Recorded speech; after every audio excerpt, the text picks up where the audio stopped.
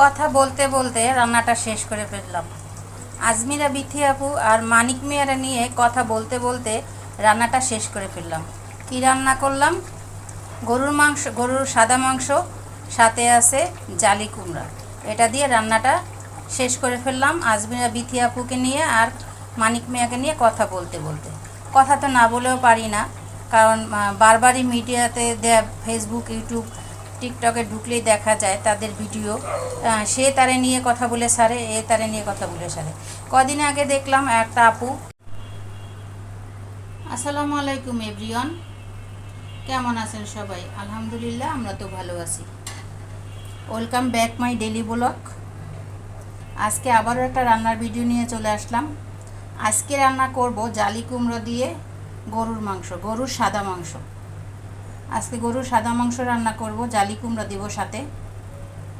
তা সাদা মাংসটা আমি আজকে যেহেতু জালি কুমড়া দিয়ে রান্না করব, এই জন্য আমি টক দই দিচ্ছি না, দুধও দিব না, টক দই দিব না। টক দই আর দুধ ছাড়াই আমি সাদা মাংস রান্না করব। জায়ফল জয়ত্রী আমি যে মাংসটা কষানো হয়ে গিয়েছে, আমি এখন এটার সাথে জালি কুমড়া দিয়ে দিব।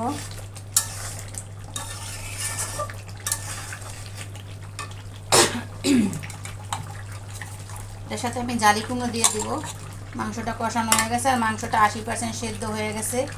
আর দেখেন জালি কুমড়া আমি কত বড় বড় করে পিস দিয়ে দিতেছি, কারণ জালি কুমড়া এমনিতে তো নরম তরকারি, মাংসের সাথে যেহেতু গরুর মাংসটা একটু শক্তই হয়, এই জন্য পিসগুলো বড় করে দিছি, যাতে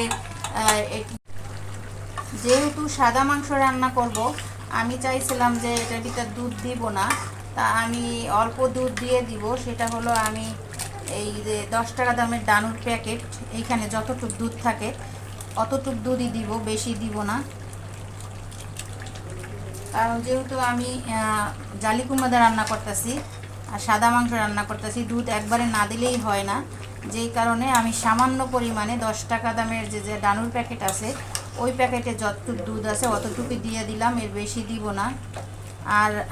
আর একটা দেখেন জালি কুমড়া দিয়ে মাংসটা কষানো হয়ে গিয়েছে, এখন ঝোলের পানি দিয়ে দিব।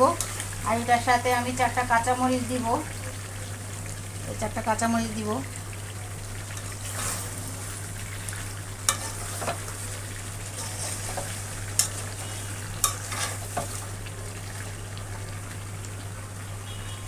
আজমিরা বিথি আপু আপনাকে বলছি, আর মানিক মিয়া আপনাকেও বলছি, আপনারা দুইজন আবারও বলছি, আপনারা মিলে যান, ঝগড়াঝাটি করেন না। একটা সংসার ভাঙা মানে মসজিদ ভাঙা।